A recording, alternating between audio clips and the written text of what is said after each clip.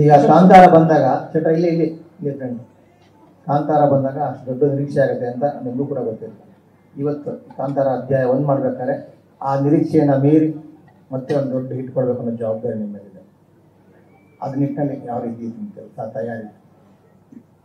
ಮಂಜಣ್ಣ ನನ್ನ first press meet ಇಂದ ನೋಡ್ತಾ ಇದ್ದೀರ, ಅವತ್ತಿಂದ ಹೇಳಿದ್ದು 2 ವಿಷಯ. ನಾನು ಎಕ್ಸೈಟ್ಮೆಂಟ್ ಎಕ್ಸ್ಪೆಕ್ಟೇಷನ್ 2 ಇರಲ್ಲ ನನಗೆ. ನನ್ನ ಕೆಲಸ ಕಂಟೆಂಟ್, ಒಂದು ಡೇಟ್ ಕೊಡ್ತಾರೆ ಪ್ರೊಡ್ಯೂಸರ್, ಆ ಡೇಟಿಗೆ ನಾವಲ್ಲಿ ಅಪ್ಲೋಡ್ ಮಾಡಬೇಕು. ಅದಕ್ಕೆ ಒಂದು ಇಡೀ ತಂಡ ಇವತ್ತು 38 hours 48 hours ಇದ್ದೇ ಬಿಟ್ಟುಕೊಂಡು ಕೆಲಸ ಮಾಡ್ತಾ ಇದ್ದಾರೆ ಕಂಟಿನ್ಯೂಸ್ ಆಗಿ.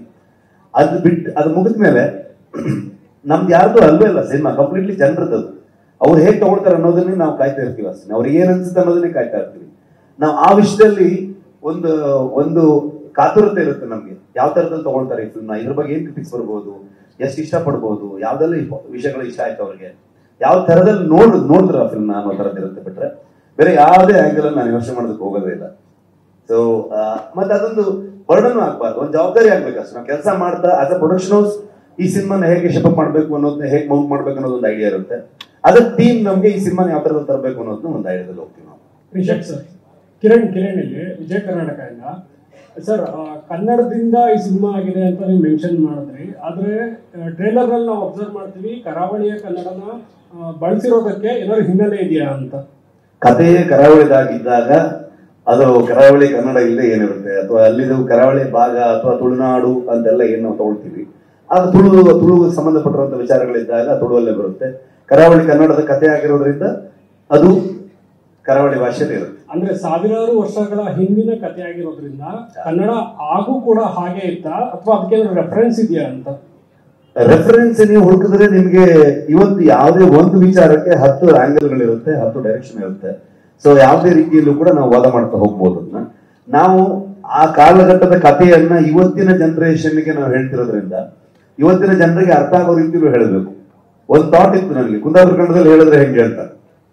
ಅವಾಗ ಅದು ಹೆಚ್ಚು ಜನರಿಗೆ ಅದು ಅರ್ಥ ಆಗದೆ ಹೋಗ್ಬೋದು, ಬರೀ ಕುಂದಾಪುರ ಭಾಗದವ್ರಿಗೆ ಅಥವಾ ಕುಂದಾಪುರ ಭಾಗದವ್ರ ಪರಿಚಯ ಇರೋರಿಗೆ ಅರ್ಥ ಆಗ್ಬೋದೇನೋ.